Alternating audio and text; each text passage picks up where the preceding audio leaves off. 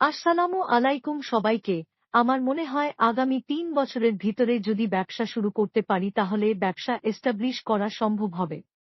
আর যদি ৩ বছর পর শুরু করি তাহলে এস্টাবলিশ করা সম্ভব হবে না। কারণ ব্যবসা ডেভেলপ করতে করতেই ৩ বছর চলে যাবে, তারপর ব্যবসা এস্টাবলিশ হতে আরও ৪-৫ বছর লাগবে, তাহলে ৩+৫ ৮ বছর লাগবেই ফুল এস্টাবলিশ হইতে। আমার মনে হয় ১০ বছর পর আমাদের অনেকেই অসুস্থ হতে শুরু করব, তারপর কন্টিনিউ মারা যাইতে থাকব একের পর এক। তখন এই জমি আর টাকা দিয়ে আমরা কি করব? আমি মনে করি আমি যেটা ভোগ করতে পারব না সেটা অর্থহীন। তাই যা করার এখনই রাইট টাইম, অন্যথায় আর কোনো কিছুই সম্ভব হবে না, কারণ আর টাইম পাব না।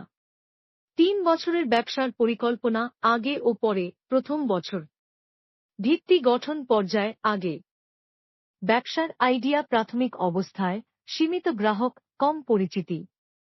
পরে ব্যবসা আনুষ্ঠানিকভাবে শুরু হয়, প্রাথমিক মার্কেটিং, ব্র্যান্ডিং এবং কিছু গ্রাহক পাওয়া যায়। সুবিধা: ব্র্যান্ড পরিচিতি তৈরি হয়, প্রথম দিকের গ্রাহক ও ফিডব্যাক পাওয়া যায়, তুলনামূলকভাবে কম বিনিয়োগে শুরু করা যায়। অসুবিধা: ঝুঁকি বেশি, আয়ের নিশ্চয়তা নেই, নগদ অর্থের সঠিক ব্যবস্থাপনা জরুরি, সম্প্রসারণের জন্য সীমিত সম্পদ। দ্বিতীয় বছর বৃদ্ধি ও সম্প্রসারণ পর্যায়ে আগে ব্যবসার কিছু স্থায়ী গ্রাহক আছে কিন্তু বাজারে প্রসার সীমিত। পরে পণ্য সেবার সংখ্যা বাড়ানো হয়, নতুন পার্টনারশিপ তৈরি হয়, বিজ্ঞাপনের পরিধি বৃদ্ধি পায়।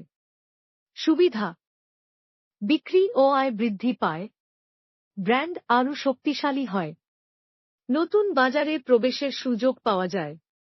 অসুবিধা: খরচ বেড়ে যায়, মার্কেটিং, কর্মী, পরিচালনা, প্রতিযোগীরা নজর দিতে শুরু করে, অতিরিক্ত বৃদ্ধির ওপর নির্ভরতা ঝুঁকিপূর্ণ হতে পারে।